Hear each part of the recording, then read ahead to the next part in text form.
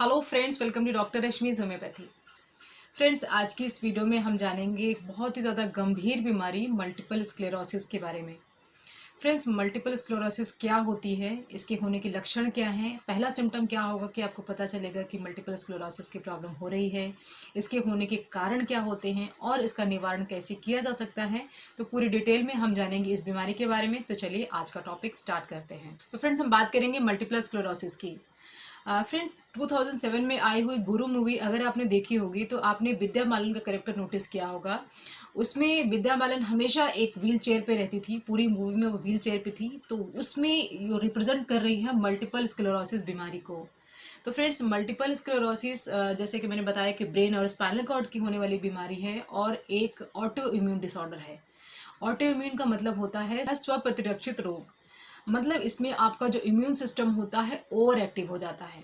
हमारा जो immune system होता है हमें बचाता है बीमारियों से, लेकिन अगर हमारे पास कोई मल्टीपल प्रॉब्लम्स आ रही हैं जिसमें हमारा इम्यून सिस्टम ओवर एक्टिव हो गया है, जैसे हमें कोई भी इन्फेक्शन अगर हमें होता है तो हमारा इम्यून सिस्टम एंटीबॉडीज़ बनाता है।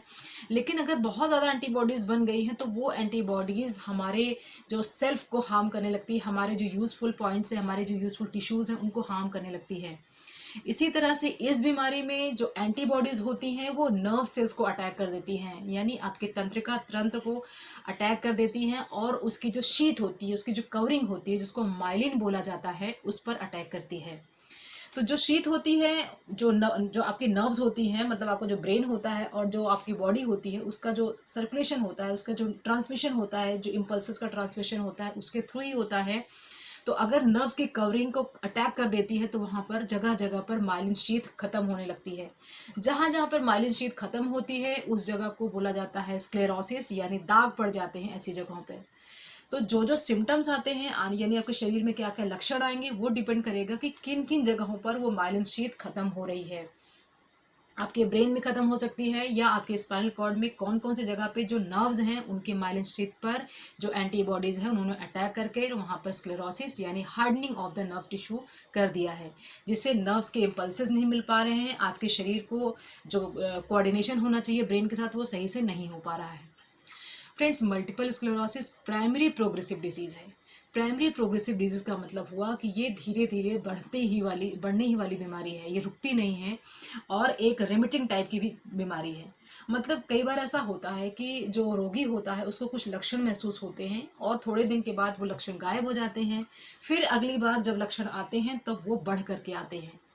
मतलब ये प्रोग्रेसिव भी होता है, बढ़ती हुई भी रहती है और रेमिटिंग टाइप की है। मतलब थोड़ा सा गैप रहेगा, नॉर्मल फेज फिर एबनॉर्मल फेज, ऐसे ऐसे कर बनता है। मतलब पहले थोड़ी सी परेशानी है लेकिन जब दोबारा आएगी तो बहुत उससे ज़्यादा बढ़ के आएगी, थर्ड टाइम आएगी तो उससे भी ज़्यादा बढ़ करके बीमारी आती है। अब बात करते हैं कि किन लोगों को ये बीमारी ज़्यादा असर करती है। फ्रेंड्स, ये बीमारी भी एक ऑटोइम्यून डिसऑर्डर है, तो ये भी फीमेल्स को ज़्यादा अटैक करती है। मैंने अपने ऑटोइम्यून वाली वीडियो में बताया था कि जितनी भी ऑटोइम्यून डिसऑर्डर्स होती हैं वो फीमेल्स को ज़्यादा अफेक्ट करती हैं। और एज ग्रुप की अगर बात करें तो ये करीब 25 से लेकर 40-45 तक की एज ग्रुप को अटैक करती है।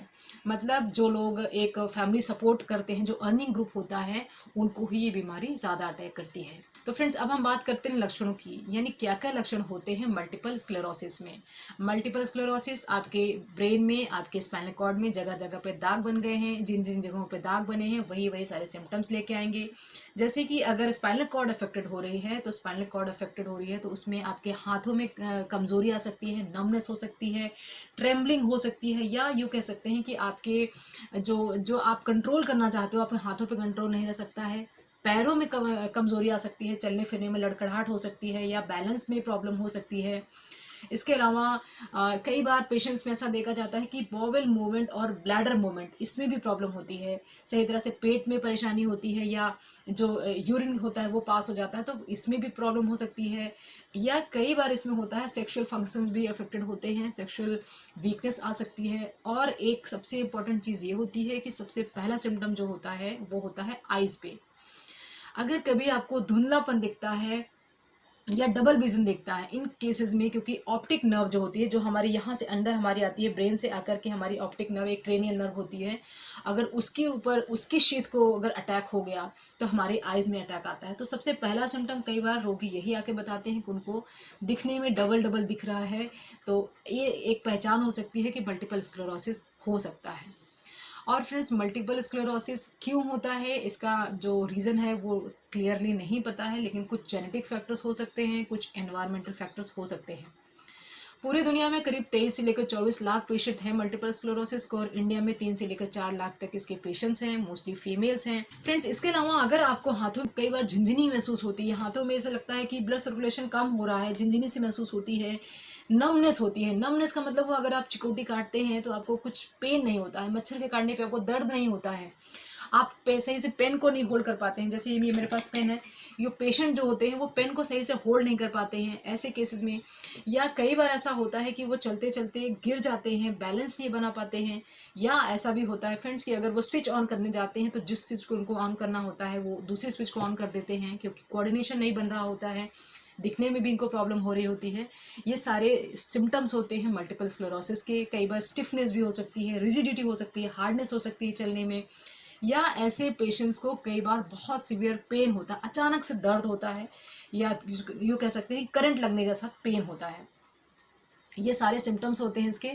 और अगर हम बात करें कि क्या रीज़न हो सकता है मल्टीपल स्क्लेरोसिस को डेवलप करने का, तो ये इन्वायरमेंटल फैक्टर और जेनेटिक फैक्टर दोनों के कॉम्बिनेशन से होता है। एग्जैक्ट क्या रीज़न होता है इसको अभी तक पता नहीं लगाया जा सका है। और अगर हम बात करें कि क्या अगर किसी को मल्टीपल स्क्लेरोसिस है तो क्या ये परिवार में जा सकती है, या अगर आपको मल्टीपल स्क्लेरोसिस है तो क्या आपके फैमिली से आई है, या आप अपनी ऑफस्प्रिंग को पास कर सकते हैं, तो ऐसा भी ज़रूरी नहीं है, क्योंकि कोई श्योर शॉर्ट इसका कॉज ही नहीं पता चल पाया कि बीमारी क्यों होती है।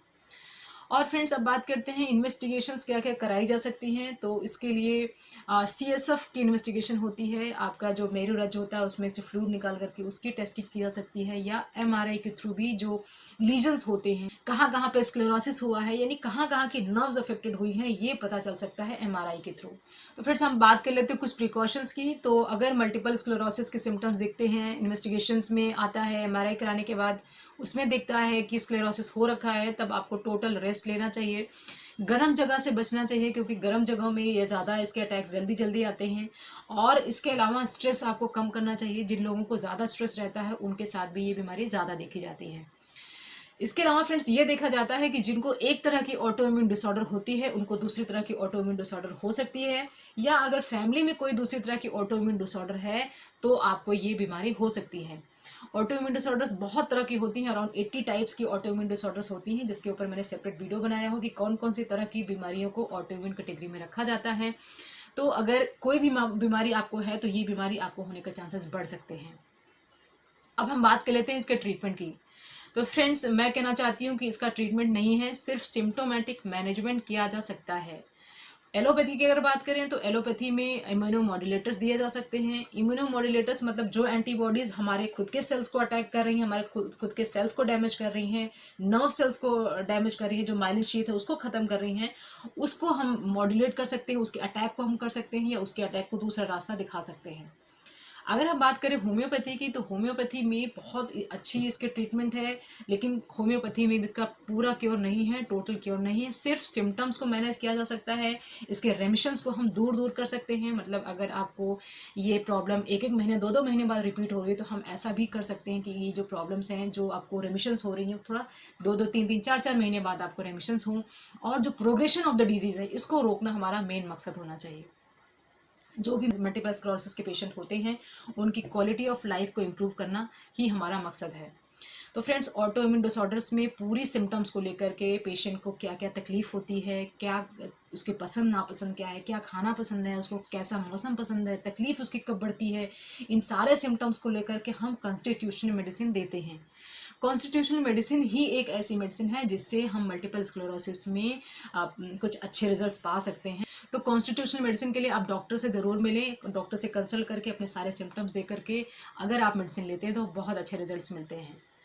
फ्रेंड्स, कुछ फ्रंट लाइन मेडिसिन हैं जो होम्योपैथी में बहुत अच्छे रिजल्ट्स देती है मल्टीपल स्क्लेरोसिस में, जैसे कि अगेरिकस है जो कि डिसबैलेंस के लिए बहुत अच्छा काम करती है। इसके अलावा फ्रेंड्स, कॉस्टिकम मेडिसिन है, उनको हम दे सकते हैं अगर मसल्स में कोई प्रॉब्लम हो रही है, बहुत ज़्यादा वीकनेस हो रही है, यूरिन पास हो जा रहा है, ब्लैडर को आप कंट्रोल नहीं कर पा रहे हैं, इनकॉन्टिनेंस हो रही है, उन केसेस में हम कॉस्टिकम दे सकते हैं। या इसके अलावा लेथायरस मेडिसिन है जो कि अगेन बहुत अच्छा काम करती है नर्व्स के ऊपर। इसके अलावा फ्रेंड्स, जेलसीमियम है, फॉस्फोरिक एसिड है, पिक्रिक एसिड है, तो बहुत अच्छी अच्छी अच्छी मेडिसिन हैं, लेकिन सारे सिम्टम्स, सारी मेडिसिन को देने के लिए सारे सिम्टम्स चाहिए, तो सारे सिम्टम्स को लेकर के ही आप मेडिसिन को दे सकते हैं। तो अगेन मैं कहना चाहती हूँ कि होम्योपैथी ये बिल्कुल क्लेम नहीं करती है कि मल्टीपल स्क्लेरोसिस का पूरा ट्रीटमेंट है, लेकिन कॉन्स्टिट्यूशनल मेडिसिन देने के बाद आप क्वालिटी ऑफ लाइफ को इम्प्रूव कर सकते हैं, पेशेंट को काफ़ी हद तक बेटर फील करा सकते हैं, प्रोग्रेशन इसका रोक सकते हैं। तो फ्रेंड्स, ये सारी इन्फॉर्मेशन थी मल्टीपल स्क्लेरोसिस के बारे में। मैंने पूरी कोशिश किया है कि मल्टीपल स्क्लेरोसिस के बारे में आपको फैक्ट्स बता पाऊँ, जो इसका ट्रीटमेंट है उसके बारे में समझा पाऊँ, और एक आपको ब्रॉड आइडिया लग जाए कि ये बीमारी क्या होती है और इसका ट्रीटमेंट कैसे किया जा सकता है। तो ये सारी इन्फॉर्मेशन थी मल्टीपल स्क्लेरोसिस के बारे में। आई होप कि जो भी इन्फॉर्मेशन मैंने इस टॉपिक पे आपसे शेयर किया आपको पसंद आई होगी और आज आपने कुछ नया ज़रूर सीखा होगा। फ्रेंड्स, कुछ भी डाउट्स रहते हो, आप मुझसे कुछ पूछना चाहते हो या आप मुझे कोई सजेशन देना चाहते हो तो वो कमेंट बॉक्स में लिख सकते हैं। तो फ्रेंड्स, अगर आपको वीडियो अच्छी लगी हो और आज आपने कुछ नया सीखा हो तो वीडियो को लाइक ज़रूर करें, अपने फ्रेंड्स और फैमिली के साथ भी शेयर करें, मेरे चैनल को सब्सक्राइब कर लें अगर अभी तक आपने नहीं किया हो। Wishing you a very good health. Thanks for watching.